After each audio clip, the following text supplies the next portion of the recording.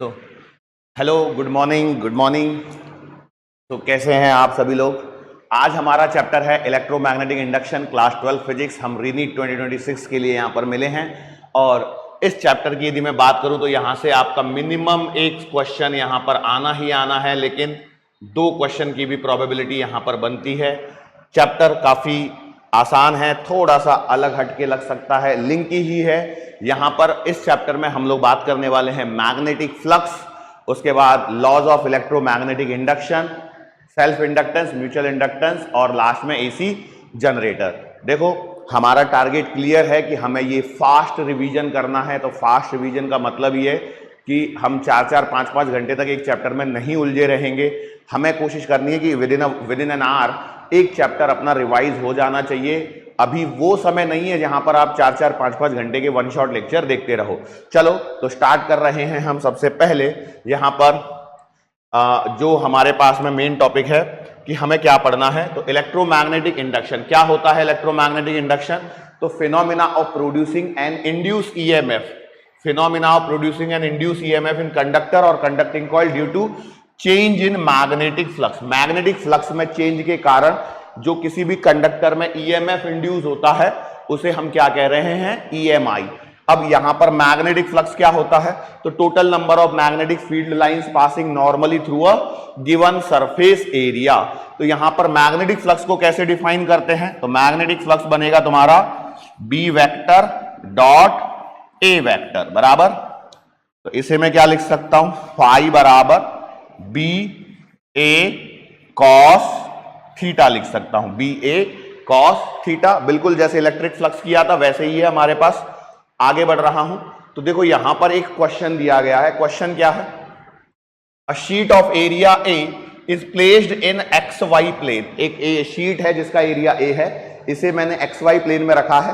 Find the flux passing through this sheet if the magnetic field B vector बराबर this is acting in the region. तो यहां पर आपको flux चाहिए। तो देखो मैग्नेटिक फील्ड तो आपको दिया गया है कितना, B H I cap minus B V J cap, और एरिया वेक्टर कितना है, यही कहानी है। तो देखो शीट का एरिया तो ए है और इसे कहां रखा है, एक्स वाई प्लेन में। कहां रखा है, एक्स वाई प्लेन में रखा है। तो एक्स वाई प्लेन में है तो ये आएगा ए के कैप। बस इतना सा काम करना था। तो फ्लक्स कितना आएगा, फ्लक्स आएगा B vector dot A vector, मतलब B H I cap minus B V J cap, dot product होगा ए और K cap. So your answer will be what, 0। कितना आंसर आएगा, 0। तो इस तरह से क्वेश्चन यहां पर फ्रेम किए जा सकते हैं, बेसिक सवाल है। आगे बढ़ रहा हूं मैं। अगला है लॉज ऑफ इलेक्ट्रोमैग्नेटिक इंडक्शन। तो हमारे पास में सबसे पहले हम बात करते हैं फैराडे सर के नियमों के बारे में। Faraday's laws of electromagnetic induction. तो देखो इन्होंने 2 नियम दिए थे। पहला नियम क्या बोला, whenever there is a change in magnetic flux then EMF is induce in the coil. जब भी किसी कॉइल में से फ्लक्स चेंज होगा तो उसमें क्या होगा, ईएमएफ इंड्यूस होगा। ये पहला नियम है। और सेकंड नियम में उन्होंने बताया ये कितना होगा, तो सेकंड नियम में उन्होंने बताया कि E will be proportional to rate of change of flux, E proportional to D phi by D T. ये फैराडे सर के नियम हो गए। इसके बाद में आते हैं लेंज सर। उन्होंने अपने नियम दिए, उन्होंने इसको थोड़ा सा क्या कर दिया, मॉडिफाई कर दिया, और उन्होंने बोला कि E will be equal to minus D phi by D T.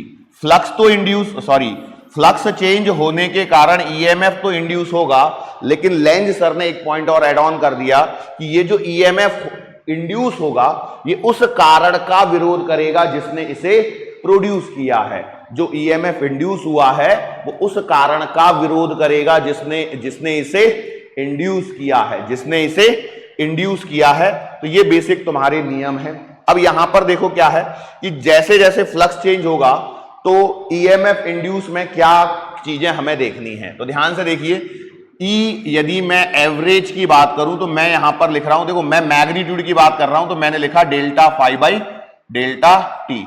और इंस्टेंटेनियस की बात कर रहा हूं तो मैं लिखूंगा d∅/dt। अब फ्लक्स चेंज करने के कितने तरीके हैं, तो देखो आप फ्लक्स को लिख सकते हो, फाई को लिखा जा सकता है NBA cos थीटा।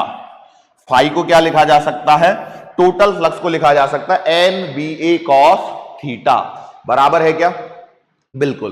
तो यदि आपका मैग्नेटिक फील्ड चेंज होगा तो E तुम्हारे पास में क्या बनेगा, E तुम्हारे पास में बनेगा NA cos थीटा और dB/dt। यदि तुम्हारे पास में एरिया चेंज होगा तो ये बनेगा NB cos थीटा और dA/dt एंड सो ऑन। इस प्रकार से आप किसी में भी चेंज करके ईएमएफ इंड्यूस कर सकते हैं। मैंने सिर्फ दो चीजें लिखी हैं भाई, और मैंने इंस्टेंटेनियस की बात करी है, यहां एवरेज भी होती है और इंस्टेंटेनियस भी होती है। अब यहां पर थोड़ा सा हम आगे बढ़ते हैं और यहां पर एक पॉइंट आता है कि इफ कॉइल इज, यदि आपकी कॉइल ब्रोकन नहीं है, if coil is not broken, coil यदि टूटी हुई नहीं है तो इसका एक रेजिस्टेंस होगा, तो इसके कारण यहां पर आई इंड्यूस्ड आएगा और आई इंड्यूस्ड आएगा 1/r टाइम्स ई इंड्यूस्ड। मतलब मैं इसे लिख सकता हूं 1/r d∅/dt। बोलो क्लियर है क्या। अब आई को क्या लिखा जा सकता है, आई को लिखा जा सकता है dq/dt। तो भैया dq/dt के बेसिस पर हमारे पास में यहां पर चार्ज बन सकता है, चार्ज इंड्यूस जो होगा वो कितना आएगा, ΔΦ/r। तो ये कुछ छोटे छोटे से फॉर्मूले यहां पर बनते हैं जिन पर क्वेश्चंस यहां पर फ्रेम हो सकते हैं। बहुत ही आसान सा टॉपिक है, कोई रॉकेट साइंस यहां पर नहीं है। सवाल आने की मैक्सिमम प्रोबेबिलिटी यहीं पर बनती है। सबसे ज्यादा प्रोबेबिलिटी यदि इस चैप्टर से सवाल बनेगा तो यहां पर बनने की है। अब देखो यहां पर मैंने एक सवाल दिया है, क्या क्वेश्चन है देखो एक बार रीड करो।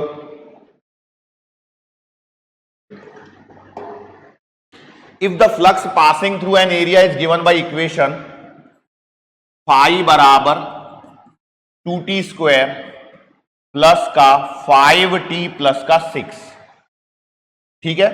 अब आपसे क्या पूछा है, find EMF induce at t बराबर 1 और इन t बराबर 1 सेकेंड। दोनों में अंतर है।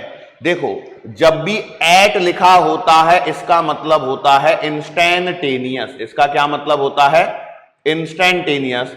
और जब इन लिखा होता है इसका मतलब होता है एवरेज। तो जब भी आप एवरेज निकाल रहे होते हो तो भैया final minus initial upon ΔT इस प्रकार से करोगे। और जब इंस्टेंटेनियस निकाल रहे होते हो तो आपको हमेशा डिफरेंशिएशन का सहारा लेना होता है। तो देखो मैं यदि यहां पर E लिखता हूं तो E बनेगा तुम्हारा dΦ/dt। ये इंस्टेंटेनियस है पहला सवाल। तो बोलो इसको डिफरेंशिएट करोगे तो कितना आएगा 2t² को, तो ये आएगा 4t प्लस का 5। मैं मैग्नीट्यूड लिख रहा हूं, इस बात को ध्यान दीजिएगा। तो इट इंप्लाइज E बराबर बनेगा, t बराबर 1 रखोगे तो 4 × 1 + 5 और ये आ गया 9 वोल्ट। ये कौन सा है, पहला सवाल इंस्टेंटेनियस वाला।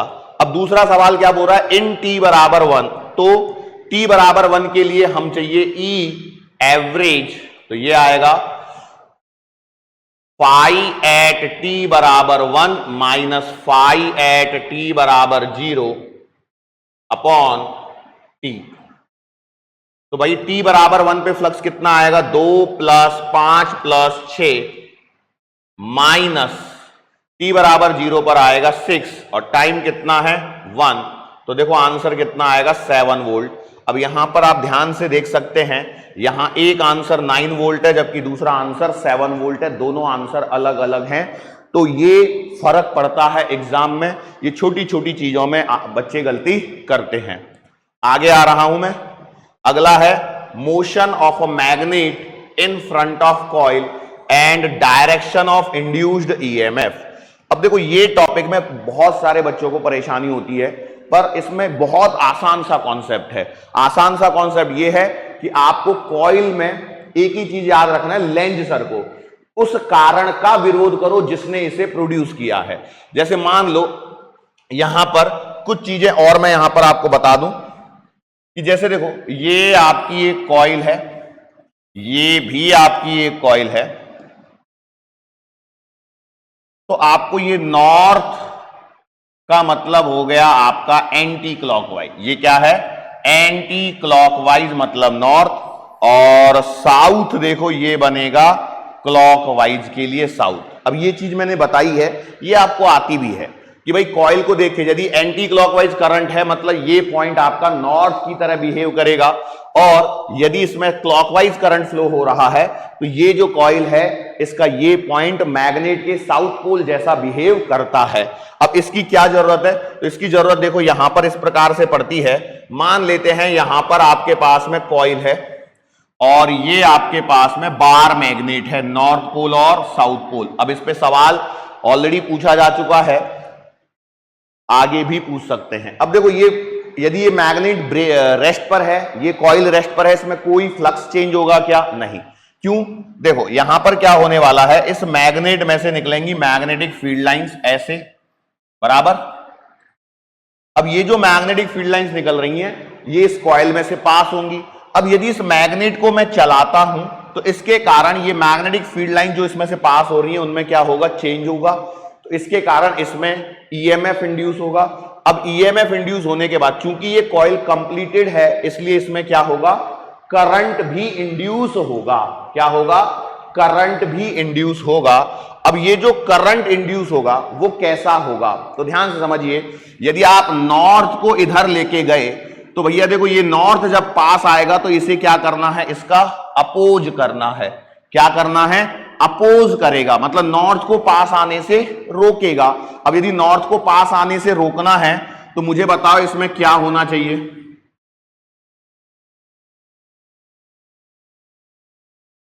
नॉर्थ को पास आने से रोकने के लिए इसे नॉर्थ पोल ही बनना पड़ेगा, और नॉर्थ पोल बनना पड़ेगा मतलब इसमें एंटी क्लॉकवाइज करंट फ्लो होगा। अगला देखिए, अगला फिर से हम डायग्राम बनाते हैं। ये कॉइल और ये है तुम्हारा नॉर्थ पोल और ये साउथ पोल।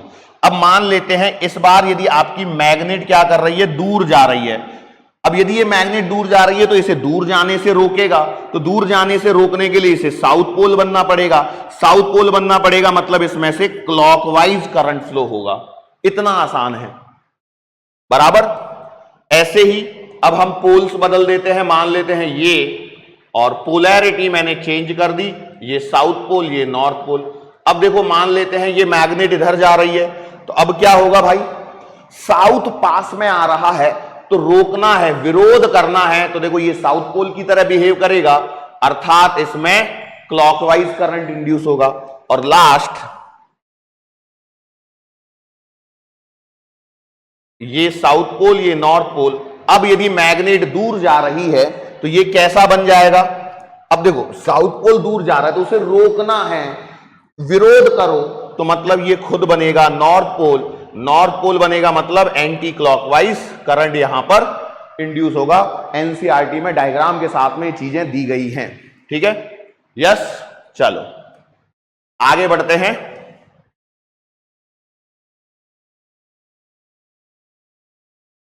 सिमिलर ऐसे ही यहां पर एक और पॉइंट है, direction of induce EMF in a coil when current is change in adjacent wire kept in the same plane. अब देखो यहां पर कहानी क्या है भाई? कहानी देखो ऐसे है कि मान लेते हैं यहां पर एक वायर है, इसमें से एक करंट आई फ्लो हो रहा है और इसके साइड में एक कॉइल रखी है आपने ऐसे। तो देखो इस करंट के कारण यहां पर क्या आएगा? मैग्नेटिक फील्ड आएगा, और इस मैग्नेटिक फील्ड की डायरेक्शन होगी ये वाली, ये वाली डायरेक्शन होगी मैग्नेटिक फील्ड की। अब मैं इस करंट को चेंज करता हूं, मान लेते हैं यहां पर यदि ये वाला करंट जो ऊपर फ्लो कर रहा है इंक्रीजिंग, करंट क्या हो रहा है? इंक्रीज कर रहा है। अब यदि करंट इंक्रीज होगा तो आपका ये वाला मैग्नेटिक फील्ड क्या होगा? इंक्रीज होगा। अब ये वाला मैग्नेटिक फील्ड इंक्रीज हो रहा है तो आपको इसका क्या करना है? विरोध। इसका विरोध करने के लिए इस कॉइल में इस प्रकार से मैग्नेटिक फील्ड इंड्यूस होगा कि वो इस कारण का विरोध करे। तो ये ऐसा होना चाहिए तभी तो इसका विरोध हो पाएगा। अब ऐसा मैग्नेटिक फील्ड कब आ सकता है भाई? तो ये कब आ सकता है? जब इसमें एंटी क्लॉकवाइज करंट फ्लो हो। यही कहानी है। यदि ये आपको याद नहीं है तो एक बार फिर से मैं यहां पर बता देता हूं कुछ चीजें कि देखो, यदि ये कॉइल है ये दो कॉइल है, यदि इसमें से मैंने ये वाला करंट फ्लो कराया, एंटी क्लॉकवाइज करंट, तो इसके कारण जो मैग्नेटिक फील्ड आएगा वो आएगा ये वाला। बात सही है। लेकिन यदि इस कॉइल में से कैसा करंट फ्लो हो रहा हो, क्लॉकवाइज करंट फ्लो हो रहा हो, तो इस कॉइल के सेंटर पे जो मैग्नेटिक फील्ड आएगा उसकी डायरेक्शन आएगी ये वाली। बराबर है क्या? बस। तो हाथों का ही खेल है, पूरा खेल इसी चीज का है। Curl the fingers in the direction of magnetic field, thumb will give the direction of magnetic field. Curl the fingers in the direction of current, the magnetic field will be in the direction of stretched thumb. तो अब यहां पर फिर से देख लीजिए, यदि इस कॉइल में यहां पर ये ऊपर जाने वाला करंट, देखो ये अपने आप में सवाल है, इसमें वायर में करंट इंक्रीज हो रहा है, तो देखो इस वायर में करंट के कारण ये मैग्नेटिक फील्ड है। मैंने यदि इस करंट को इंक्रीज किया तो भैया इसमें जो इंड्यूस करंट आएगा, इसमें जो आई इंड्यूस्ड आएगा वो आएगा कैसा? Anti clockwise. क्यों? क्योंकि उसे इस मैग्नेटिक फील्ड को बढ़ने से रोकना है। लेकिन यदि ये करंट डिक्रीज होने लग जाए तो क्या होगा? ये वाला मैग्नेटिक फील्ड क्या होगा? डिक्रीज होगा। आपको क्या करना है? इसका विरोध। मतलब आपको ये वाला मैग्नेटिक फील्ड क्या करना पड़ेगा? बढ़ाना पड़ेगा। अब इसको बढ़ाना है तो ये वाला मैग्नेटिक फील्ड कब आता है? यहां पर ध्यान से देखिए, जब आपका क्लॉकवाइज करंट होता है, अर्थात आई इंड्यूस्ड जो आएगा वो आएगा क्लॉकवाइज। कर सकते हैं क्या सवालों को? बड़े ही आराम से कर सकते हैं। ठीक है, एक और एग्जाम्पल कैसा बनेगा फिर? अगली बार मैं एग्जाम्पल में ऐसे लूंगा कि ये करंट ऐसे आई फ्लो कर रहा है, साथ में यहां पर एक कॉइल है, साथ में मैंने यहां पर क्या रख दी? कॉइल। अब इसके कारण यहां पर जो मैग्नेटिक फील्ड है पहले से प्रेजेंट, वो मैग्नेटिक फील्ड ये वाला है, ये वाला मैग्नेटिक फील्ड पहले से आ रहा है। अब यदि आपने करंट को बोला कि ये वाला करंट इंक्रीज कर रहा है, तो अब बोलो क्या होगा? यदि ये वाला करंट इंक्रीज हो रहा है मतलब ये वाला मैग्नेटिक फील्ड इंक्रीज हो रहा है। अब आपको इसका विरोध करना है। इसका विरोध करने के लिए आपको ये वाला मैग्नेटिक फील्ड बढ़ाना पड़ेगा, और ये वाला मैग्नेटिक फील्ड बढ़ाने के लिए आई इंड्यूस्ड कैसे आएगा? तो ये आएगा क्लॉकवाइज। बिल्कुल आसान है। और लास्ट, मान लेते हैं ये करंट डिक्रीज हो रहा होगा, तो ये करंट डिक्रीज होने पर ये वाला मैग्नेटिक फील्ड डिक्रीज होगा। इसका आपको करना है विरोध, ये नहीं होने देना है, ये नहीं होने देना है। मतलब आप क्या करोगे? ये वाला मैग्नेटिक फील्ड बढ़ाओगे, और ये वाला मैग्नेटिक फील्ड बढ़ाने के लिए इंड्यूस करंट कैसा होना चाहिए? Anti clockwise. दैट्स इट, खत्म। ये 4 सवाल फिर कंप्लीट हो गए हमारे। तो इसी तरह के पैटर्न पर क्वेश्चन बनने वाले हैं। देखो यहां पर मैंने सिंपल सी चीज एक लिख के दी है, इसको आपको ध्यान दीजिए क्या है। जब भी आपका इस तरह का मैग्नेटिक फील्ड डिक्रीज हो रहा है तो आपको इसी मैग्नेटिक फील्ड को इंक्रीज करना है, और इसको यदि आपको इंक्रीज करना है मतलब आपका क्लॉकवाइज करंट इंड्यूस होगा। क्या होगा? क्लॉकवाइज। यदि ये मैग्नेटिक फील्ड बढ़ रहा है तो इसका विरोध करने के लिए आपको डॉट वाले मैग्नेटिक फील्ड को बढ़ाना है, मतलब आपका एंटी क्लॉकवाइज करंट इंड्यूस होगा। बी डॉट में मैग्नेटिक फील्ड डिक्रीज हो रहा है तो आपको डॉट में ही इसको बढ़ाना पड़ेगा, मतलब फिर से एंटी क्लॉकवाइज करंट इंड्यूस होगा। और लास्ट, डॉट वाला बी यदि इंक्रीज हो रहा है तो अब आपको क्रॉस वाला बी बढ़ाना है, मतलब क्लॉकवाइज। देखो आपको मैग्नेटिक फील्ड को हमेशा बढ़ा ही सकते हैं, आप कम नहीं कर सकते, आपके हाथ में बढ़ाना ही है। तो इस तरह से आप इस ट्रिक का यूज कर सकते हो। मतलब देखो डॉट वाला इंक्रीज हो रहा है तो आप क्रॉस वाला इंक्रीज कर दो, डॉट वाला डिक्रीज हो रहा है तो भैया आप डॉट वाले को ही इंक्रीज करना पड़ेगा। क्रॉस वाला यदि इंक्रीज हो रहा है तो आप डॉट वाला इंक्रीज करो, और क्रॉस वाला यदि डिक्रीज हो रहा है तो अब आप क्रॉस वाले को ही बढ़ाओ। ये इसका सारांश है। Next is mechanism of EMI. अब ये मैकेनिज्म ऑफ ईएमआई क्या है, क्या कहानी है? कहानी ये है कि हमारे पास में यदि एक कंडक्टर है, ये कंडक्टर की लेंथ है आपकी L, इसे यदि मैं v वेलोसिटी से इस मैग्नेटिक फील्ड में यदि चला रहा हूं, इस मैग्नेटिक फील्ड में चलाता हूं, तो इसके एंड पर क्या होगा, एक ईएमएफ इंड्यूस होगा और ये आएगा E बराबर VBL। देखो होने को तो ये टेढ़ा मेढ़ा कुछ भी आ सकता है, लेकिन हम इसी पर फोकस करते हैं। मतलब यहां पर देखो V परपेंडिकुलर है, L परपेंडिकुलर है, B परपेंडिकुलर है, V और B परपेंडिकुलर हमने लिए हैं। वैसे हम इसको क्या करते हैं, E बराबर V vector cross B vector dot DL vector, इस प्रकार से यहां पर लिखते हैं।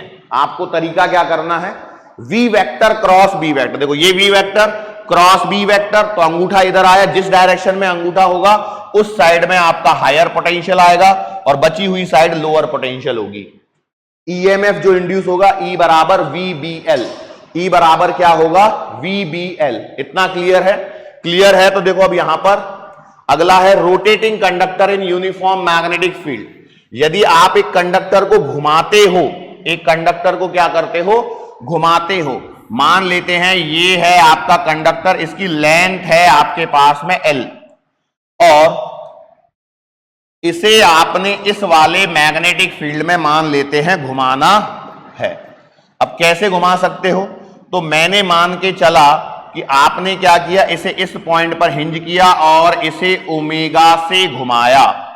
इसे आपने क्या किया, ओमेगा से घुमाया, तो ये पॉइंट है P और ये पॉइंट है Q। तो पहला सवाल तो यही आता है कि हायर पोटेंशियल साइड कौन सी होगी और लोअर पोटेंशियल साइड कौन सी होगी। तो आपको कॉन्सेप्ट याद रखना है कि आपको देखो E बराबर VBL याद है क्या? हाँ, तो अब आप क्या कीजिए, देखो यहां पे घुमा रहे हैं तो इस रॉड पे आइए और यहां पर एक पॉइंट मानते, तो क्या ये V ऐसे होता क्या? भाई देखो ये रॉड इधर घूम रही है तो हर हिस्सा ऐसे घूम रहा है, तो V ऐसे आता क्या? तो अब देखो V vector cross B vector कर लो तो आपको ये वाली साइड आएगी हायर पोटेंशियल, ये वाली साइड आएगी लोअर पोटेंशियल। पहले तो ये समझ में आया या नहीं आया, इतना बताओ फटाफट। आ गया? तो अब देखो कितना वैल्यू आएगा, बस वैल्यू का ही खेल है। तो ये आएगा E बराबर half B omega L square. देखो बस ये रिजल्ट आपको याद रखना है, डायरेक्ट सवाल पूछे एग्जामिनर ने इस पे। सिंपल सा फंडा है कि भाई देखो ये हायर पोटेंशियल होगा, ये लोअर पोटेंशियल होगा, मतलब आइडियली ये VP माइनस VQ है जो आपको half B omega L square मिल रहा है, क्योंकि P हायर पोटेंशियल पे है, Q लोअर पोटेंशियल पे। ये छोटी छोटी चीजें आपको ध्यान रखनी है। ये V कहां से लाया, तो आप सर्कुलर मोशन में जानते हैं V बराबर ओमेगा R होता है। तो हायर पोटेंशियल और लोअर पोटेंशियल को आइडेंटिफाई करने के लिए आपको क्या करना है, आपको ये करना है कि इसको इस प्रकार से रखना है। ठीक है, श्योर? चलो अगला है साइकिल व्हील। अब साइकिल व्हील में क्या होता है, आंसर सेम आता है। साइकिल व्हील में क्या होता है, आंसर तो सेम आएगा। ये इस प्रकार से इसकी सरकमफेरेंस, ये इसके क्या हो गए, स्पोक्स हो गए।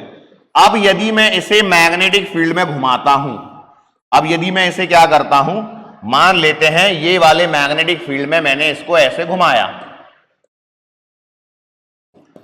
तो इसका ये जो पॉइंट है और ये जो पॉइंट है इसके बीच में क्या होगा, ईएमएफ इंड्यूस होगा।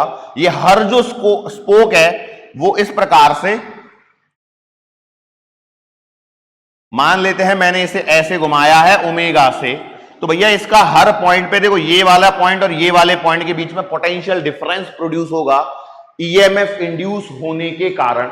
अब ये सारे की सारे आपस में पैरेलल हैं, तो हमारे पास में जो नेट ई आएगा वो अभी भी कितना आएगा, half B omega R square.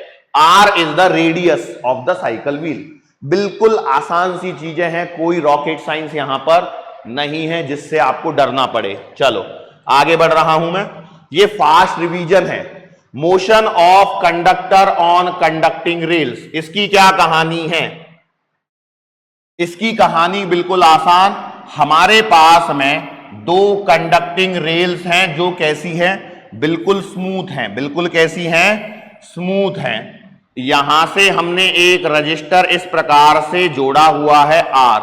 ये फ्रिक्शनलेस हैं, स्मूथ हैं, है ना, कंडक्टर हैं, इनका रेजिस्टेंस वगैरह कुछ भी नहीं है, हमने ऐसे माना है। यहां पर एक मैग्नेटिक फील्ड एग्जिस्ट कर रहा है और ये वाला हमने यहां पर क्या ले लिया है? Magnetic field. सब जगह है, बस मैंने ऊपर नीचे बनाया है ताकि समय कम लगे मेरे को। हमने क्या बोला? हमारे पास में एक कंडक्टिंग रेल है, ठीक है, एक कंडक्टिंग क्या है? वायर है, रॉड है। इस कंडक्टिंग रॉड को मैं यहां पर कांस्टेंट वेलोसिटी v से चलाना चाहता हूं। तो इसके लिए मुझे क्या चाहिए? इसके लिए मुझे यहां पर F एक्सटर्नल कितना लगाना पड़ेगा, ये सवाल है। तो बोलो कहानी क्या होगी?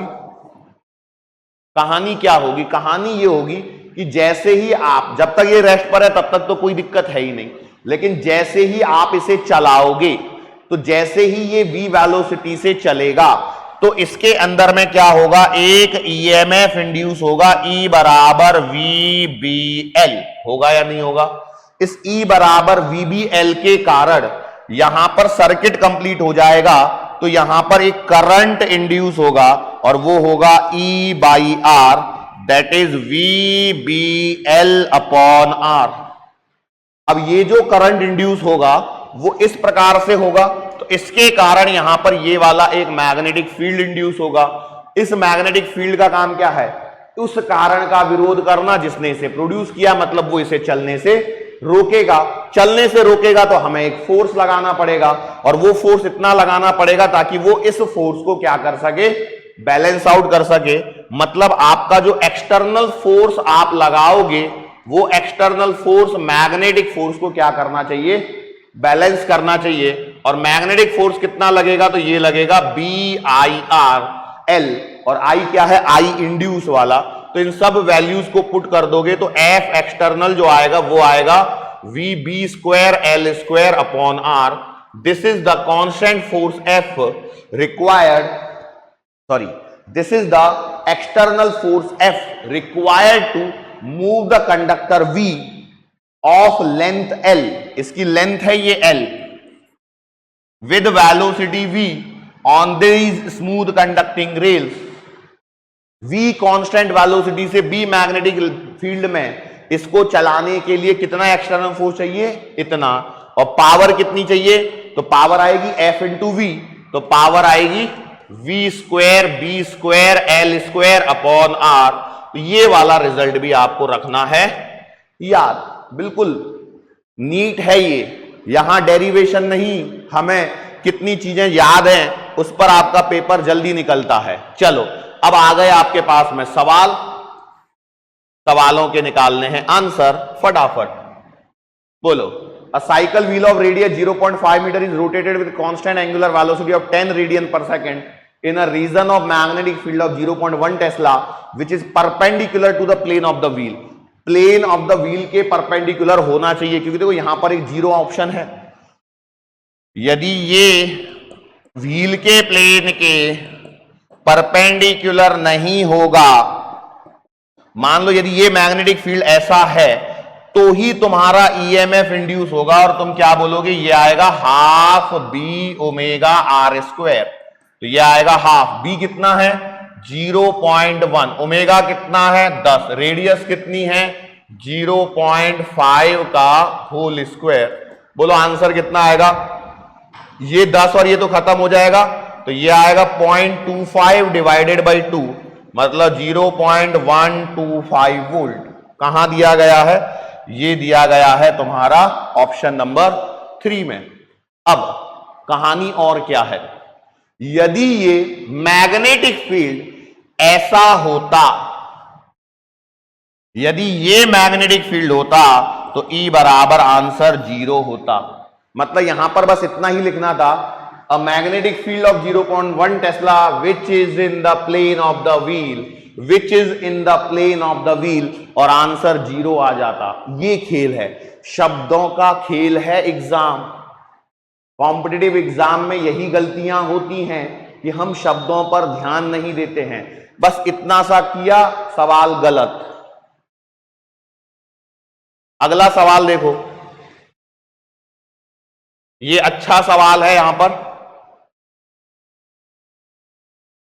अ wire of length in the form of circular loop lies in a plane normal to a magnetic field B naught. If this wire is converted into a square loop in time t naught, find the average induced EMF. Average induced EMF तुम्हें बताना है। तो देखो, हमसे average induce EMF पूछा है, तो E average क्या लिखूंगा, phi final minus phi initial upon time लग गया t नॉट। तो अब देखो कहानी में बस क्या शुरुआत है, पहले वायर है सर्कुलर लूप के फॉर्म में। तो भैया देखो, ये वायर है, इसकी लेंथ है L, इसको आपने कन्वर्ट किया हुआ है पहले सर्कुलर लूप के फॉर्मेट में, बराबर है क्या। तो इसकी रेडियस होगी R, और ये कितनी आएगी, तो 2 पाई R बराबर आएगा L। तो R बराबर आया L अपॉन 2 पाई, ये रेडियस आ गई। अब मुझे रेडियस क्यों चाहिए, क्योंकि मुझे इसका एरिया निकालना है। एरिया क्यों निकालना है, क्योंकि फ्लक्स क्या होगा, मैग्नेटिक फील्ड इनटू एरिया, यहां पर एरिया चेंज हो रहा है। तो एरिया कितना आएगा भाई, पाई, और आर कितना है, एल अपॉन 2 पाई का स्क्वायर, मतलब ये कितना आएगा, pi L square, L square upon 2 दूना 4 पाई। ये आ गया एरिया इनिशियल। बाद में क्या हुआ, बाद में ये स्क्वायर लूप में कन्वर्ट हो गया। तो देखो बाद में कहानी ये है। अब ये देखो वायर तो वही थी, यही कन्वर्ट हुई है, तो ये इसकी साइड में मान लेता हूं A। तो भैया 4A will be equal to L, तो A बराबर आएगा L बाई 4। तो इसका एरिया, फाइनल एरिया कितना हो जाएगा, A square that is L by 4 का whole square that is L square by 16 is the final area. अब आपको क्या चाहिए, E एवरेज।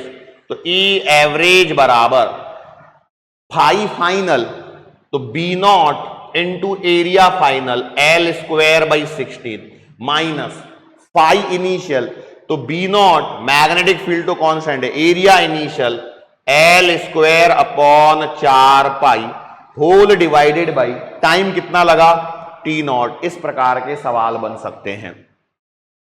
तो कांस्टेंट चीजों को बाहर निकाल लो, बचे हुए को सॉल्व कर लो, you will get the answer. क्या निकाल सकता हूं, मैं लिख सकता हूं B not L square upon 4, और ये टी नॉट भी नीचे से ऊपर आ जाएगा, तो बचेगा क्या यहां पे 1/4 माइनस 1/पाई, दैट इज द आंसर। कर सकते हैं क्या, बोलो भाई, वेरी गुड। अगला सवाल देखो क्या है, ये यहां पर रिजल्ट ही लिखा है, ये रिजल्ट ही लिखा है, पर मैं क्वेश्चन को तुम्हें एक्सप्लेन कर देता हूं क्या है। A current I naught is flowing in a long straight wire situated at a distance A near a rectangular loop of side length A। मतलब देखो क्या हो रहा है इसमें, यहां पर एक वायर है जिसमें से करंट फ्लो हो रहा है I नॉट, इसके साइड में एक रेक्टेंगुलर फ्रेम रखा हुआ है, इसकी साइड लेंथ है A, और ये यहां से कितनी दूरी पर है, ये भी दूरी है A, ठीक है। A current I naught flowing in a long straight wire situated at a distance A near a rectangular loop of side length A। If the current decays uniformly to 0 in time T naught, find the EMF induce. तो भैया इस तरह के सवाल देखो, मुझे इस बार बहुत अंदर से लग रहा है कि एक ना एक सवाल ये वायर और उसके साइड में रेक्टेंगुलर लूप का आने की प्रोबेबिलिटी। तो इसमें जो इंड्यूस EMF आएगा वो आएगा E बराबर mu naught I not A upon 2 pi T not ln2। याद रखना, बिल्कुल देखा हुआ सा सवाल लगेगा, सीधा स्ट्रेट फॉरवर्ड टिक करके आपको आगे बढ़ना है, ठीक है। अगला देखो एडी करंट। एडी करंट क्या होते हैं, जब एक मेटल की प्लेट मैग्नेटिक फील्ड में मूव करती है तो इस मेटल की प्लेट में EMF इंड्यूस होता है, और इस ईएमएफ इंड्यूस होने के कारण उस मेटल की प्लेट में सर्कुलर करंट लूप्स बनते हैं जिन्हें व्हर्लपूल्स कहते हैं, और इसके कारण वो मेटल की प्लेट एट द एंड रुक जाती है। इन सर्कुलर करंट्स को ही एडी करंट्स कहा जाता है। जैसे ये मान लेते हैं नॉर्थ पोल, ये साउथ पोल, और अब आप क्या कर रहे हो, यहां पर एक मेटल की प्लेट है और इसे आपने क्या किया है, इसमें से ऐसे घुमा रहे हो, तो ये अल्टीमेटली रुक जाएगी। किसके कारण? क्योंकि इसके अंदर में तुम्हारे क्या होंगे, एडी करंट प्रोड्यूस होंगे। क्या प्रोड्यूस होंगे? Eddy current. क्लियर? चलो अगला है एप्लीकेशन क्या है एडी करंट के। तो देखो ये 4 एप्लीकेशन है, इनको आपको याद रखना है, एनसीईआरटी में दिया है। Magnetic braking in trains, electromagnetic damping, induction furnace और इलेक्ट्रिक पावर मीटर। एग्जामिनर हो सकता है डायरेक्ट सवाल यहां पर पूछ ले, बिल्कुल पूछ सकता है, कोई किसी ने रोका नहीं है कि सवाल नहीं पूछ सकते, बिल्कुल पूछ सकते हैं, आना चाहिए। सिंपल चीजें हैं, एनसीईआरटी पढ़ेंगे तो आपको मिलेंगी। अगला है सेल्फ इंडक्शन। अब देखो अब चैप्टर बहुत ज्यादा नहीं बचा है, अब यहां से 2-3 टॉपिक है, सेल्फ इंडक्शन, म्यूचुअल इंडक्शन और एसी जनरेटर, चैप्टर समाप्त। अब सेल्फ इंडक्शन क्या होता है? तो जब किसी कॉइल में से हम करंट फ्लो कराते हैं, किसी कॉइल में से करंट फ्लो कराते हैं, तो इसके कारण क्या होता है, उसमें मैग्नेटिक फील्ड आएगा, मैग्नेटिक फील्ड आएगा तो उसमें मैग्नेटिक फ्लक्स आएगा। यदि इसी करंट को मैं चेंज कर दूं तो इसके कारण उस कॉइल में खुद से जो ईएमएफ इंड्यूस हो रहा है उसको कहा जाता है सेल्फ इंडक्शन। ठीक है, अब इसको डिफाइन कैसे किया देखो उन्होंने, the property of material by virtue of which it opposes the change in current flowing through them. अपने आप में से फ्लो होने वाले करंट का वो विरोध कर रहे हैं, उसे सेल्फ इंडक्शन प्रॉपर्टी को, और उस मटेरियल की प्रॉपर्टी को सेल्फ इंडक्टेंस कह रहे हैं और मटेरियल को इंडक्टर कह रहे हैं। अब ये सेल्फ इंडक्टेंस कैलकुलेट करने के लिए कहानी क्या है? कहानी ये है कि कॉइल में से पास होने वाला जो टोटल फ्लक्स है एन फाई, ये प्रोपोर्शनल होगा आई के। इस प्रोपोर्शनलिटी कांस्टेंट को हटाएंगे, इक्वल लाएंगे तो एल आई, तो यहां से एल बराबर आएगा N phi divided by I. ये तरीका होता है आपका क्या, सेल्फ इंडक्टेंस कैलकुलेट करने का। सेल्फ इंडक्टेंस की यदि यूनिट की मैं बात करूं तो इसकी जो यूनिट आएगी वो आएगी हेनरी। हेनरी एक साइंटिस्ट का नाम है, तो कैपिटल एच से हम रिप्रेजेंट करेंगे।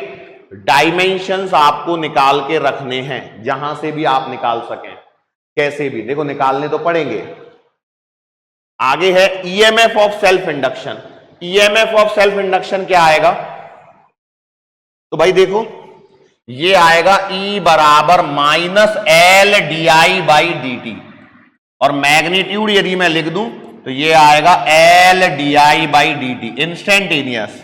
ई एवरेज यदि मैं लिख दूं तो ये कितना आएगा, L delta I by delta T. अब देखो हर जगह पूरी इस चैप्टर में इंस्टेंटेनियस और एवरेज पे ध्यान देना है, इंस्टेंटेनियस और एवरेज पे ध्यान देना है। दूसरी बात, इस चैप्टर में हर जगह ईएमएफ में माइनस है। क्यों?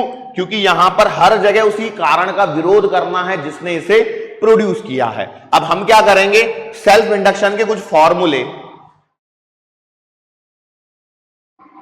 Induce EMF in the inductor and selection of sign in the circuit. कहानी ये है बेटा कि जैसे मान लो ये तुम्हारा एक इंडक्टर है, ठीक है, अब इसका साइन कैसे लेना है? मान लेते हैं इसमें करंट फ्लो हो रहा है आई, ठीक है, अब ये करंट मान लेते हैं इंक्रीज हो रहा है, तो अब इसको मैं रिप्लेस करूंगा बैटरी से जिसका ईएमएफ कितना आएगा, L D I by D T. तो साइन कैसे लें? अब ध्यान रखना कहानी क्या है, हमेशा विरोध करना है। देखो इधर से आने वाला करंट इंक्रीज हो रहा है, तो तुम्हें विरोध कैसे करेंगे? बोलो विरोध कैसे होगा? तो इसका विरोध करो, तो विरोध करने के लिए तुम्हारा करंट ऐसे आना चाहिए। इसका मतलब यह है कि तुम इसे कैसे बनाओगे, इस प्रकार से, और E की वैल्यू आएगी L D I by D T. अब यही कहानी ऐसे भी हो सकती है कि सर जी हमारे पास में यही इंडक्टर है और यही करंट आई फ्लो कर रहा है, लेकिन अब ये करंट डिक्रीज हो रहा है। तो अब देखो डिक्रीज हो रहा है तो मैं कैसे सोचूंगा कि भैया इधर जाने वाला करंट डिक्रीज हो रहा है, तो जो हो रहा है उसे होने मत दो, उसका विरोध करो। तो इसका विरोध करो क्या कि इधर जाने वाला करंट कम हो रहा है तो मैं इधर जाने वाले करंट को बढ़ा दूं। तो इधर जाने वाले करंट को बढ़ाने के लिए मुझे बैटरी का टर्मिनल ऐसे बनाना पड़ेगा। तो ये आएगा E बराबर L di/dt। इतना क्लियर है या नहीं है? प्लस और माइनस, यहां पर प्लस और माइनस। बच्चे बहुत कंफ्यूज रहते हैं, लेकिन बहुत आसान है। आपको इस चैप्टर में एक वर्डिंग पे खास फोकस करना है और वो है विरोध।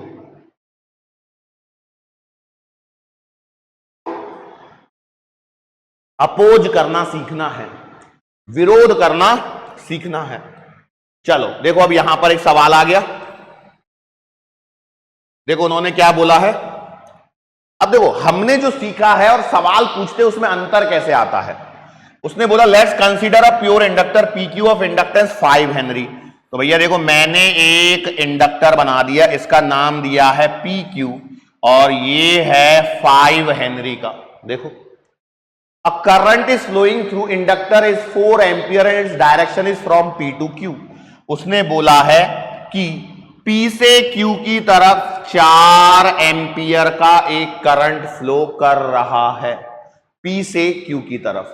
उसने बोला यदि करंट इंक्रीज कर रहा है at the rate of 2 ampere per second. क्या बोल रहा है?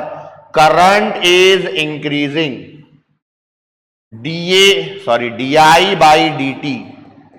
2 एम्पियर पर सेकेंड। उसने बोला है फाइंड Vp माइनस VQ। अब देखो उसने 4 ऑप्शन दिए, 20, 10, माइनस 20, 10 जानबूझ के दिए, उसे मालूम है गलती होगी। तो पहली बात तो देखो आपको करना क्या है, इधर जाने वाला करंट इंक्रीज हो रहा है तो इसका क्या करोगे? विरोध। इसका क्या करोगे? विरोध। इधर जाने वाला करंट इंक्रीज हो रहा है तो इसका विरोध करना है तो तुम क्या करोगे? तुम इधर से करंट डाल दोगे। अब यदि तुमने इधर से करंट डाल दिया तो देखो इसका विरोध हो गया। अब यदि इधर से करंट डालना है मतलब बैटरी का हायर टर्मिनल इधर और लोअर इधर होना चाहिए। क्या ये बात सही है? और इसकी वैल्यू कितनी आएगी? तो ये आएगी E बराबर L di/dt। तो E बराबर L कितना? 5, di/dt कितना? तो 2। इस बात को ध्यान रखना, इस I से मुझे कोई लेना देना नहीं है, इस 4 एम्पियर से मुझे कोई लेना देना नहीं है। तो 5 दूना 10, तो E की वैल्यू आ गई 10 वोल्ट। इसका मतलब तुम्हारा ये 20 वाला ये और ये ऑप्शन तो गए। अब ध्यान से समझना, ये और ये पॉइंट है P, ये है 10 वोल्ट और ये है Q। तो अब आप इसे कैसे लिखोगे? तो आप लिखोगे Vp माइनस 10 माइनस VQ बराबर 0। तो भैया जी Vp माइनस VQ कितना आएगा? 10। मतलब आंसर आएगा 10 वोल्ट। क्यों? साइन कौन सा लोगे, प्लस या माइनस? तो यहां से तुम इधर जा रहे हो तो माइनस पे ड्रॉप कर रहे हो तो माइनस 10। इस तरह से इन सवालों को सॉल्व किया जाता है। आई होप तुम्हें ये आता है। चलो आगे बढ़ते हैं। अगला है self inductance of a circular coil. देखो ये सब रटने हैं, याद करने हैं, इसमें मेरा कोई रोल नहीं है। यदि ये एक कॉइल है, इसकी रेडियस तुम्हारे पास R है, इसमें नंबर ऑफ टर्न्स तुम्हारे पास कितने हैं? N है, तो भैया सेल्फ इंडक्टेंस होगा म्यू नॉट पाई N² R/2। यहां पर सवाल कैसे बनते हैं? N को बढ़ा दिया, N को कम कर दिया, R को बढ़ा दिया, R को कम कर दिया, तो सेल्फ इंडक्टेंस पे क्या फर्क पड़ेगा? अगला है सेल्फ इंडक्टेंस ऑफ सोलेनॉइड। तो ये कितना आएगा? Mu not N² AL। यहां पर ध्यान रखना, स्मॉल n का मतलब होता है नंबर ऑफ टर्न्स पर यूनिट लेंथ, और जब कैपिटल N लिखा होता है तो इसका मतलब होता है टोटल नंबर ऑफ टर्न्स। यही डिफरेंस होता है दोनों में। कैपिटल एन और स्मॉल एन में, यही डिफरेंस है, बाकी कोई डिफरेंस नहीं है। ए क्या है, एरिया ऑफ क्रॉस सेक्शन है, और स्मॉल एल क्या है, तो स्मॉल एल जो है वो यहां पर है length of solenoid, length of solenoid. ठीक है, चलो क्लियर है क्या, वेरी गुड। अगला है self inductance of toroid, toroid का सेल्फ इंडक्टेंस। तो टोरॉइड का फिगर आपको पता है, तो बस देखो वही है mu not N square A upon 2 pi R, ऐसे मोड़ दिया है भाई। ये एल कैसे निकाल रहे हो आप, एन फाई अपॉन आई, और फाई को क्या लिख रहे हो, फाई को लिखते हो तुम एन बी ए, इसलिए वो एन स्क्वायर बन रहा है, ए एरिया आ रहा है। क्लियर, चलो आगे बढ़ रहे हैं हम। अगला सवाल देखो, a long solenoid has 1000 turns. When a current of 4 ampere flows through it, the magnetic flux linked with each turns of the solenoid is this, the self inductance of the solenoid. Solenoid का self inductance निकालना है। तो भैया solenoid के लिए क्या formula है, क्या तुमको याद है सोलेनॉइड का सेल्फ इंडक्टेंस, बोलो। ये आएगा mu not N square A small L, कम से कम ये तो याद होगा। अब देखो यहां पर ध्यान दो, इस फॉर्मूले से काम बनेगा या नहीं बनेगा, क्योंकि देखो क्या है, उसने इसमें क्या दिया है, करंट दिया है और फ्लक्स दिया है, मतलब L बराबर लगेगा तुम्हारा एन फाई अपॉन आई। दूसरी इंपॉर्टेंट चीज, लॉन्ग सोलेनॉइड में 1000 टर्न है, the magnetic flux link with each turn off the solenoid, मतलब यहां पर ये सिर्फ और सिर्फ फ्लक्स है, ना कि एन फाई। तो ये तुम्हारे पास आएगा 1000 into 4 into 10 to the power -3 upon 4, मतलब आंसर आएगा 1 हेनरी। सवाल में यही देखना होता है क्या, कि जो यहां पर जो गलती होती है वो यही होती है, फ्लक्स जो दिया है हर टर्न का दिया है या टोटल दिया है, यही गलती होती है। चलो आगे बढ़ते हैं।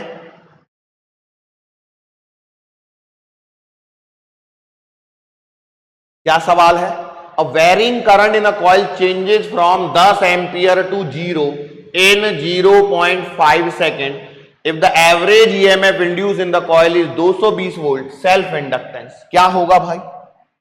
तो देखो यहां पर क्या बात चल रही है, ईएमएफ और इंडक्टेंस, तो मैं क्या लिखूंगा, ई एवरेज बराबर L delta I by delta T बराबर है, ई एवरेज कितना दिया है 220, एल तुम्हें निकालना है, करंट में चेंज कितना हुआ 10 का, टाइम 0.5। चलो सॉल्व करो, पॉइंट हटेगी 0 बढ़ेगी, 5 से काटोगे तो ये 20 बार, 0 से ये 0, तो L बराबर आएगा 11, और ये H आएगा ना कि V, गलती से V लग गया है, 11 हेनरी। कर सकते हैं। अगला सवाल देखो,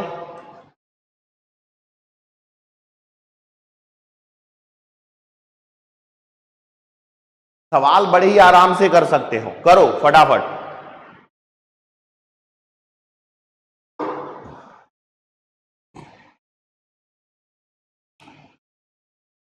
A 50 centimeter long solenoid having 500 turns and radius 2 centimeter is wound on an iron core of relative permeability 800. What will be the average EMF induced in the solenoid if the current in it changes from 0 to 2 ampere in 0.05 second? क्या पूछा उसने, what will be average EMF induced? तो भैया ई average तुमने लिखना है L delta I by delta T.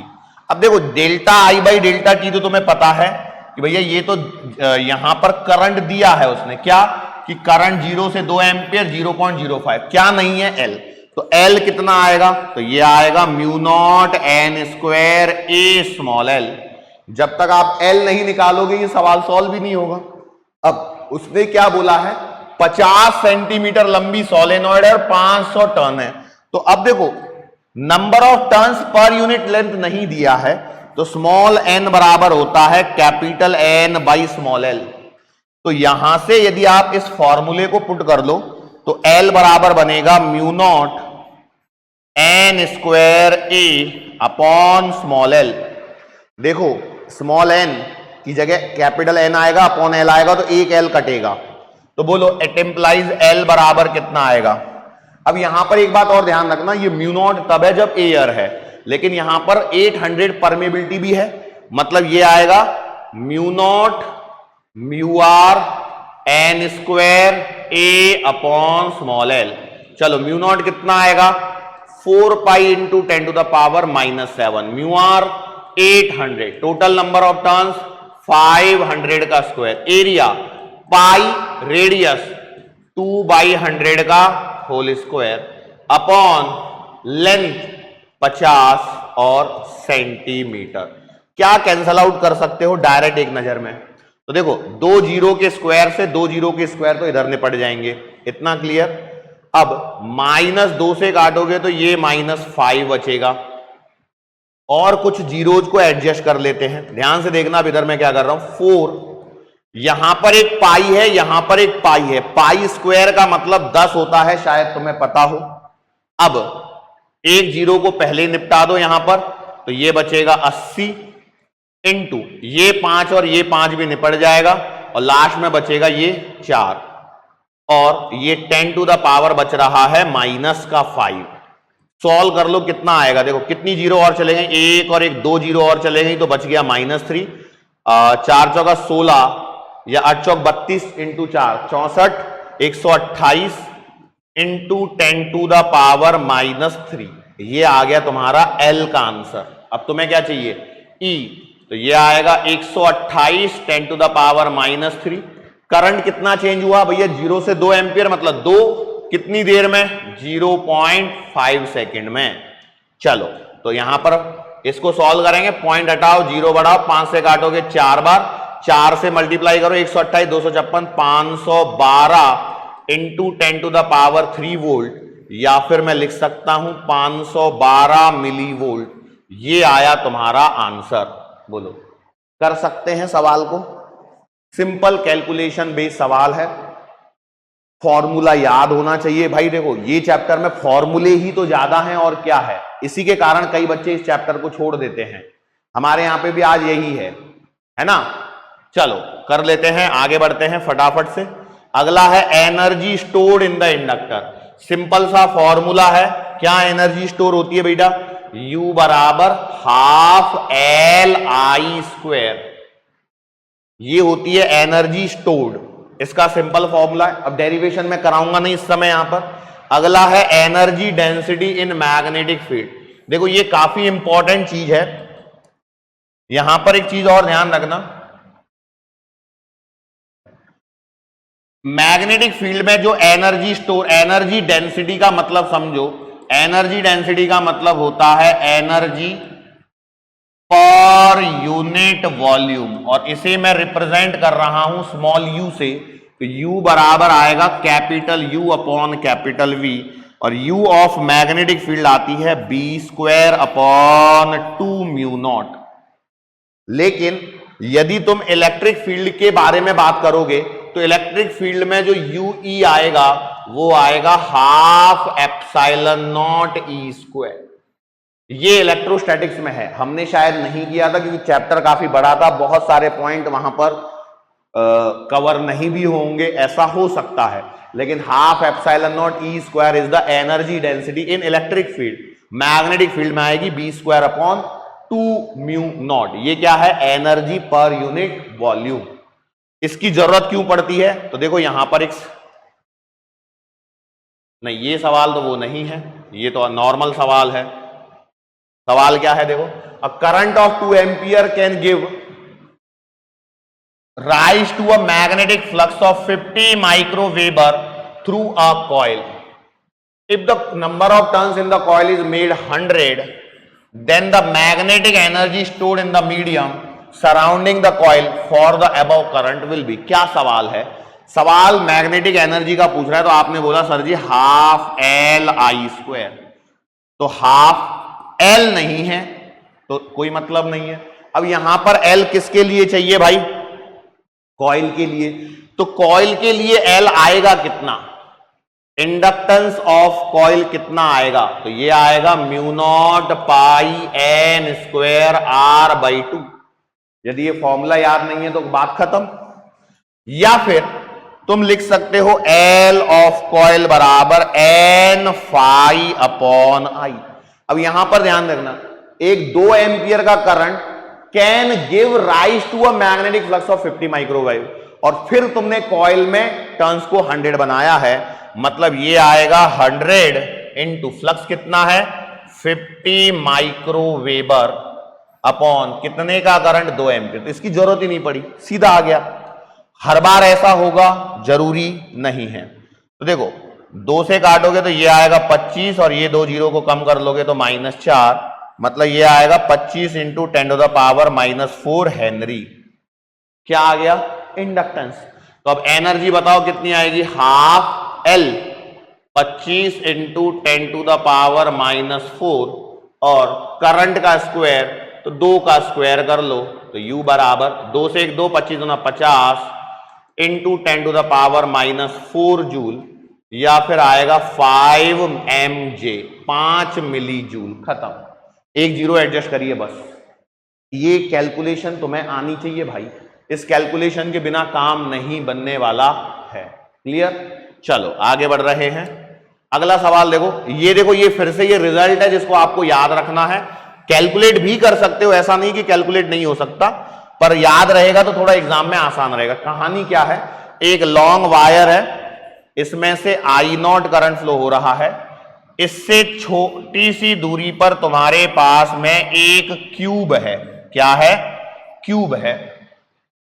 इसके किनारे की दूरी है a, और इसकी जो खुद की दूरी है वो है यहां पर d। अब देखो उसने एक सवाल में कंडीशन डाल के दी है कि जो d है ना, ये d ये a से इतना बड़ा है, बहुत बड़ा है, मतलब तुम इस क्यूब को छोटा सा नगण्य मान सकते हो। Find the magnetic energy stored in the cube. तो मैं कैसे निकालूंगा पता है?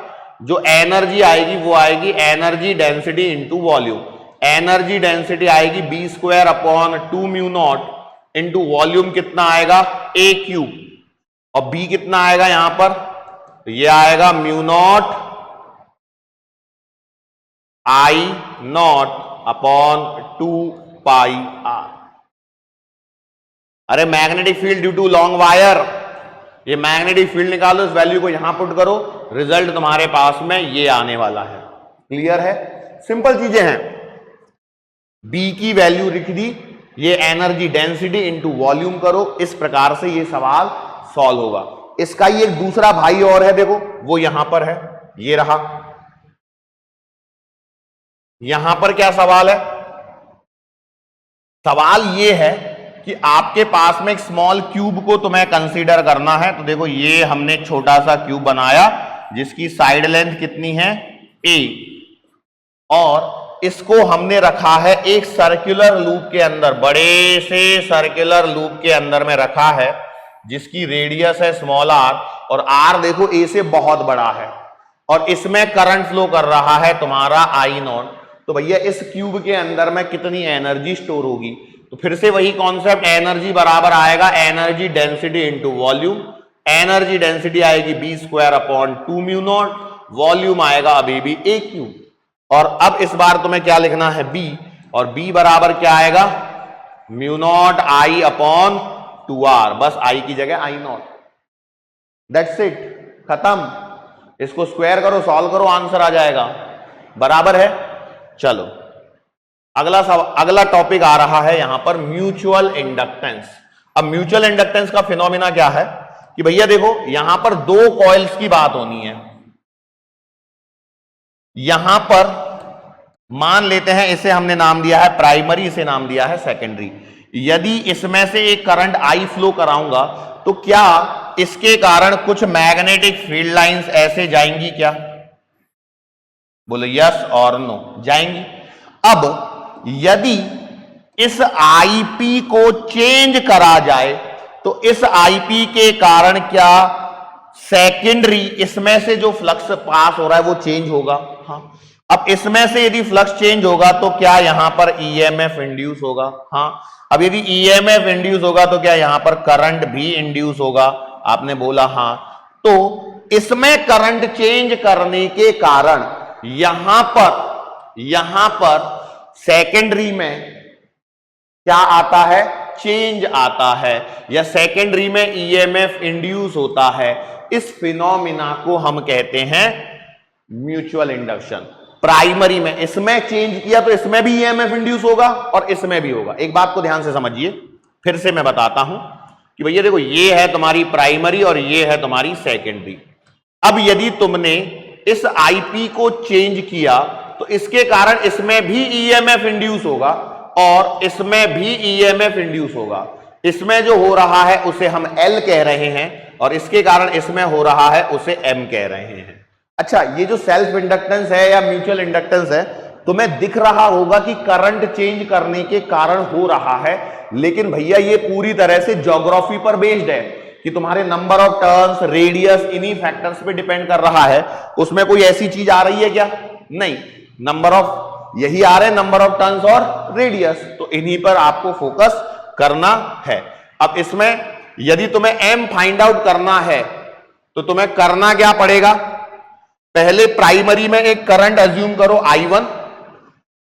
I1 के कारण जैसे ये और ये है, तो हमने माना इसमें करंट है प्राइमरी में I1, इसके कारण यहां पर जो भी मैग्नेटिक फील्ड आएगा मैंने उसे माना B1, इसका एरिया होगा A2, इसमें नंबर ऑफ टर्न्स N2, निकालो और डिवाइड कर दो तो जो M बराबर आएगा ये N2 B1 A2 upon I1, इस प्रकार से निकाला जाता है।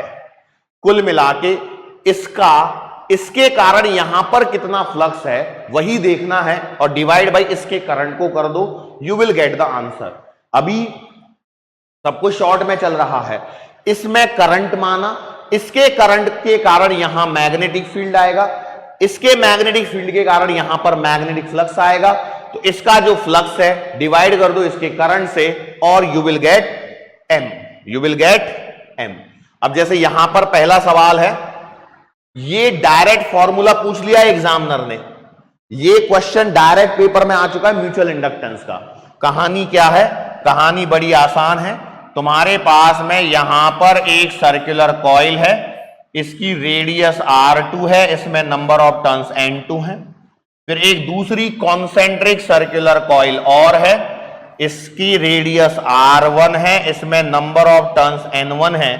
तो इसके कारण ये जो कॉम्बिनेशन बना है उसका जो म्यूचुअल इंडक्टेंस है वो है म्यू नॉट पाई N1 N2 R2 square upon 2R1, denominator में बड़ा नंबर, डिनोमिनेटर में बड़ा नंबर। इसकी भी यूनिट वही हेनरी ही होने वाली है, बराबर है। एक सर्कुलर कॉइल का देखना है, दूसरा हमें देखना है mutual induction between two solenoids. अब टू सोलेनॉइड्स में कहानी क्या है कि यहां पर देखिए, हमने बनाई पहले ये वाली एक सोलेनॉइड, ठीक है, ये सोलेनॉइड बन गई और इसके अंदर में हमने एक और सोलेनॉइड बनाई। तो अब यहां पर क्या है, ये जो दो सोलेनॉइड्स हैं इसमें ए क्या है? Common area. ए क्या है? कॉमन एरिया, या आप कहिए जो छोटा एरिया है उसे ए लेना है। ऐसे ही स्मॉल एल क्या है? कॉमन लेंथ, दोनों में जो कॉमन लेंथ है उसे ले लीजिए, या फिर आप कहिए जो छोटी लेंथ है, दो जो लेंथ दे रखी है उनमें से जो छोटा है। अब मैंने कॉमन वर्ड क्यों यूज किया है? हो सकता है कि देखो ये मैंने स्मॉल एल ले लिया और ये वाला एरिया ए ले लिया, पर हो सकता है ना वो डायग्राम को कुछ ऐसे दे दे कि भैया यहां पे एक है और दूसरी वाली उसने बोली कि भैया यहां से ऐसे शुरू करके और ऐसे दे दी, तो अब फर्क आ सकता है ना। तो अब हमें छोटा नहीं, इसलिए हमने यहां पर वर्ड यूज करते हैं कॉमन एरिया और कॉमन लेंथ, कि भैया दोनों में कितना एरिया कॉमन है और दोनों में कितनी लेंथ कॉमन है, इसलिए इस फॉर्मूले में ध्यान रखना m बराबर mu naught n1 n2 a upon small l, ये 1 नहीं है, ये स्मॉल l है, कॉमन लेंथ वाला। ठीक है, चलो अब एक सवाल ये है, देखो फिर से एक रिजल्ट आ गया। ये क्या रिजल्ट है यहां पर ध्यान से देखिए। सवाल ये है, हमारे पास में एक स्क्वायर लूप है और एक साइड में वायर है। देखो फिर से मैंने यही डायग्राम बनाया क्या, ये मेरा अंदर से इंट्यूशन है कि इस तरह का सवाल यहां पर आएगा। ये कह रहा है कि ये स्क्वायर है जिसकी साइड लेंथ a है, ये वाली दूरी b है, इसमें का करंट मान लो, जो भी मानना है कोई फर्क नहीं पड़ता क्योंकि ये तो हम मानते हैं। तो इन दोनों के कारण जो म्यूचुअल इंडक्शन आएगा वो कितना आएगा, तो ये आएगा m बराबर mu naught a upon 2 pi ln 1 plus a by b, mu naught a upon 2 pi ln 1 plus a upon b। अब देखो भाई, तुमसे याद हो जाए, एक दो बार है ना, तुम नजर जरूर मारना इन पे। हाँ, हो सकता है कि याद ना हो, कोई दिक्कत नहीं है, पर कहानी ये है कि एटलीस्ट यदि ये तुम्हारा देखा हुआ होगा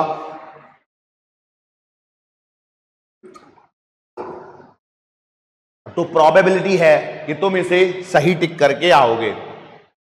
अब देखो यहां पर एक सवाल दिया गया है, consider two coils in which current is changing as follows. Current is primary changes from 3 ampere to 9 ampere in 0.02 second. Current in secondary changes from 4 ampere to 12 ampere in 0.5 second. Find the induce EMF in secondary coil if induce EMF in primary is 50 millivolt. तो देखो यहां पर कहानी क्या है, कहानी को समझना। जब भी मैं यहां E1 लिखूंगा तो M will be equal to di2 by dt, और जब मुझे E2 लिखना है तो M तो कॉमन होगा, ये आएगा di1 बाई dt। E2 के लिए I1 में चेंज, E1 के लिए I2 में चेंज, ये बेसिक कॉन्सेप्ट है। M दोनों के लिए सेम होता है। तो अब सवाल में देखो उसने क्या क्या दिया है। अब आपको निकालना क्या, इंड्यूस ईएमएफ इन सेकेंडरी, इसका मतलब तुम्हें निकालना है E2 बराबर M और delta I1 by delta T. तो delta I1 by delta T मतलब देखो ये वाला डेटा तुम्हारा यहां पर आ जाएगा M इंटू 9 में से 3 गए 6 डिवाइडेड बाई 0.02। मैं फिर से बता दूं, मैं मैग्नीट्यूड लिख रहा हूं, अदरवाइज माइनस का साइन आता है। नहीं तो कई लोग बोलेंगे अरे मास्टर ने गलत पढ़ा दिया, माइनस तो लगाया। अरे भाई आता है, सबको मालूम है, लेकिन सब लोग इसमें मैग्नीट्यूड ही बात कर रहे होते हैं। चलो अब m कैसे निकालें, तो m बराबर कैसे आएगा। अब उसके लिए देखो उसने क्या दिया है, यहां पर उसने दिया है current in secondary changes from this to this, और प्राइमरी का ईएमएफ दे दिया। तो क्या मैं E1 बराबर लिख सकता हूं m delta I2 divided by delta T. देखो यहां से m निकल सकता है क्या, हाँ। E1 कितना है 50 मिलीवोल्ट बराबर m मालूम नहीं है, लेकिन डेल्टा I2 मालूम है। 4 से 12 मतलब ये आ गया 8 डिवाइडेड बाई 0.5। देखो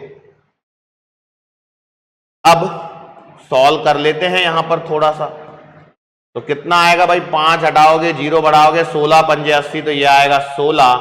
तो m बराबर आएगा 50 into 10 to the power -3 divided by 16। चलो तो यहां पर लिख दो।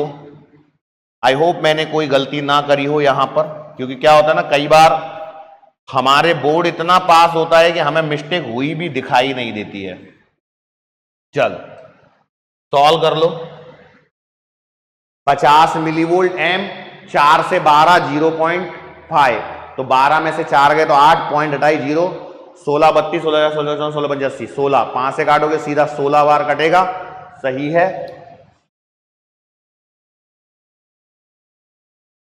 m बराबर इधर है तो ये, और इसके नीचे आएगा 16, सही लिखा है। चलो तो अब कैलकुलेशन यहां पे करते हैं। तो पॉइंट हटाएंगे तो 2 0 बढ़ाएंगे, 2 0 और 1 3 0, तो ये तो वैसे ही निपट लिया। अब क्या कट रहा है, 2 से काटोगे तो ये 3 बार कटेगा, 3 पंजे 15, 15/16, 15/16 वोल्ट, ये आ रहा है आंसर।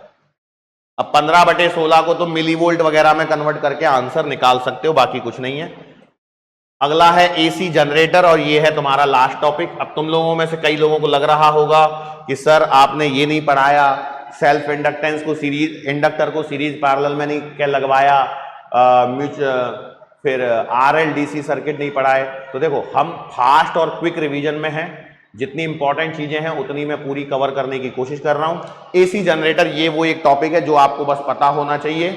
और इसमें कहानी क्या आती है, एसी जनरेटर में क्या होता है कि हमारे पास में एक कॉइल होती है। क्या होती है?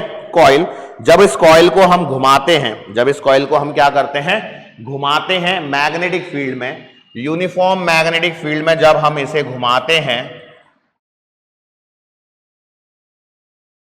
तो इसमें क्या होगा, ईएमएफ इंड्यूस होगा। देखो ये अब ये वो चीज है जो आप बहुत बचपन से पढ़ते आ रहे हो, इसमें 2 स्लिप रिंग होंगी, ब्रश होंगे, एक्सेट्रा एक्सेट्रा।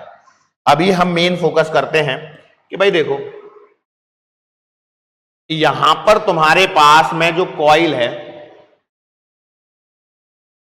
इस कॉइल का कुछ तो भी एरिया होगा, होगा या नहीं होगा? बिल्कुल होगा। इनिशियली हम इसको मान के चलते हैं कि ये इस प्रकार से है कि कहीं भी किसी भी पोजीशन पे रख लें तो हमारे पास में यहां पे जो फ्लक्स होगा वो होगा NBA, बराबर है। तो जो EMF इंड्यूस होगा वो EMF इंड्यूस कितना होगा, d∅/dt। तो ये होगा d/dt of NBA cos theta. क्यों cos थीटा क्यों लिखना जरूरी है? क्योंकि फ्लक्स तो वेक्टर होता था, सॉरी फ्लक्स तो स्केलर है, लेकिन B vector dot A vector आता था। अब थीटा कैसे आएगा? तो भैया हम इसको यदि घुमा रहे हैं तो ओमेगा से घुमा रहे हैं, तो ओमेगा से घुमा रहे हैं तो ओमेगा बराबर आएगा थीटा अपॉन टी, तो थीटा की जगह आएगा फिर ओमेगा टी। तो d/dt बराबर हो जाएगा NBA cos ओमेगा टी। अब यहां पर एक चीज और, एक्चुअली आइडियली जो E आएगा क्या उसमें माइनस साइन आएगा? हाँ, इसको डिफरेंशिएट कर दो तो ये तुम्हें मिलेगा NBA ओमेगा, और इसका डिफरेंशिएशन साइन ओमेगा टी, ये मिल गया तुम्हारा E का आंसर। ये EMF इंड्यूस होगा जो साइनोसॉइडल होगा। अब हमें इसमें E मैक्सिमम की वैल्यू चाहिए, तो E मैक्सिमम जो EMF मैक्सिमम जो EMF इंड्यूस होगा, ध्यान दीजिए E कितना आ रहा है, NBA omega sine omega T. और यहीं से हमारी अगला जो चैप्टर है अल्टरनेटिंग करंट, उसकी शुरुआत होती है AC की। यही पहली इक्वेशन है।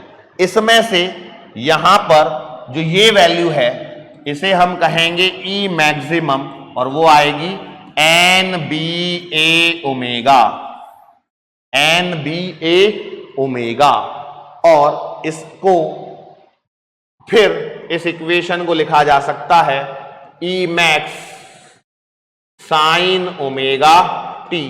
तो आपका जो वहां पर हम पढ़ते हैं तो V बराबर V0 साइन ओमेगा टी या VM साइन ओमेगा टी के फॉर्मेट में, तो वो अगली कहानी अगले चैप्टर में। अभी के लिए सिर्फ तुम्हारे लिए ये इंपॉर्टेंट है, ठीक है। अब एक काम जरूर तुम्हें करना है, वो है एनसीईआरटी में जाके एसी जनरेटर का पॉइंट खोलना है, और उसमें स्लिप रिंग दिए हैं, ब्रश दिए हैं, उनके क्या यूजेस हैं वो तुम्हें एक बार खुद से जरूर देखने हैं। सवाल देखो क्या है, a square coil of area 100 centimetre square is rotated in a region of magnetic field of 10 tesla produced by 2 opposite magnetic poles at the speed of 50 radian per second. What will be the maximum value of EMF induced?